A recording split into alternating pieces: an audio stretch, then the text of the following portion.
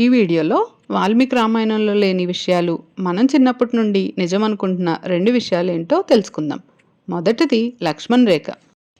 మన చిన్నప్పటి నుండి రామాయణం ఎక్కడ విన్నా, ఏ సినిమాలో చూసినా లక్ష్మణుడు బంగారు జింక కోసం వెళ్ళిన రాముడి అరుపులు విని, రాముడి కోసం వెళ్తే సీతమ్మని జాగ్రత్తగా ఉండమని, ఎట్టి పరిస్థితుల్లో ఈ గీత దాటి రావద్దని ఒక గీత గీసి వెళ్ళిపోతాడు. తర్వాత రావణుడు ఒక సన్యాసి రూపంలో వచ్చి భిక్ష అడిగి, ఆ గీత దాటి వస్తేనే భిక్ష స్వీకరిస్తా, లేదంటే భిక్ష తీసుకోను అంటాడు. అందుకని సీతమ్మ ఆ గీత దాటి బయటకు వచ్చేస్తుంది. అప్పుడు రావణుడు తన నిజ స్వరూపానికి వస్తే సీతమ్మ కళ్ళు తిరిగి కింద పడిపోతుంది. వెంటనే రావణుడు సీతమ్మని తను పడిపోయిన చోటుని భూమితో సహా పైకి లేపి సీతమ్మని ఎత్తుకుని వెళ్ళిపోయాడు అని విన్నాం కదా. కానీ వాల్మీకి రామాయణంలో అలా లేదు.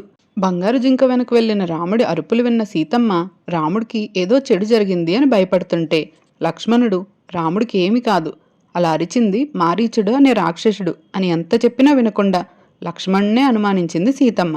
ఇంకా సీతమ్మకి నచ్చజెప్పలేక సీతమ్మని ఆ పర్ణశాలలో వదిలి వెళ్ళిపోయాడు తప్ప అక్కడ ఏ గీత గీయలేదు లక్ష్మణుడు.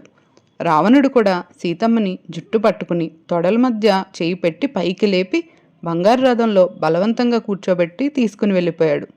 అది మొదటి విషయం. తర్వాతి విషయం శబరి గురించి. శబరి రాముడికి ఎంగిలి పళ్ళు పెట్టింది అని విన్నాం. కానీ అసలు శబరి గురించి వాల్మీకి రామాయణంలో ఏముందంటే, ఆమె మతంగ మహర్షి అనే మహర్షి ఆశ్రమంలో ఆయనకు సేవలు చేస్తూ ఉండేది. ఒకరోజు ఆ మతంగ మహర్షి ఆయన శిష్యులతో కలిసి పైలోకానికి శరీరంతోనే వెళ్ళిపోవాలి అనుకున్నారు. కానీ శబరిని పిలిచి, నువ్వు మాతో రావద్దు, కొంతకాలం ఇక్కడే ఉండాలి, ఎందుకంటే ఆ శ్రీ మహావిష్ణువే ఈ భూమి మీద రాముడిగా ఉన్నాడు, తను కొంతకాలానికి ఈ ఆశ్రమం వైపుకి వస్తాడు, అప్పుడు నువ్వు ఆయనకి తగిన మర్యాద చేసి ఆతిథ్యం ఇవ్వు, అక్కడితో నీ పని పూర్తయిపోతుంది, వెంటనే నువ్వు మేమున్న లోకానికి వచ్చేద్దు గాని అని చెప్పారు.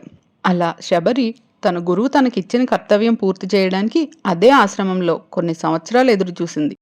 అప్పుడు రాముడు సీతమ్మను వెతుక్కుంటూ వెళ్తున్న దారిలో ఆయనకి ఎదురయ్యింది మతంగ మహర్షి ఆశ్రమం. అప్పుడు శబరి ఆయనకి ఆతిథ్యం ఇచ్చి, ఇక్కడితో నా కర్తవ్యం పూర్తయిపోయింది అని చెప్పి రాముడి ముందే అగ్నిలో ప్రవేశించింది. రామలక్ష్మణులు చూస్తుండగానే ఆ అగ్నిలో నుండి ఒక జ్యోతి పైలోకానికి వెళ్ళిపోయింది. అంతే తప్ప ఆమె రాముడికి ఎంగిలిపళ్ళు పెట్టింది అని వాల్మీకి రామాయణంలో ఎక్కడా రాసిలేదు. మీకు ఈ విషయాలు ముందే తెలుసా? కమెంట్స్లో చెప్పండి. వాల్మీకి రామాయణం మొత్తం ఈ ఛానల్లో ఉంది. ఇంట్రెస్ట్ ఉన్న వాళ్ళు చెక్ చేయండి. మన పురాణాల నుండి ఇంకా ఇలాంటి ఇంట్రెస్టింగ్ విషయాలు తెలుసుకోవడానికి ప్లీజ్ సబ్స్క్రైబ్ టు ఇతిహాస నౌ.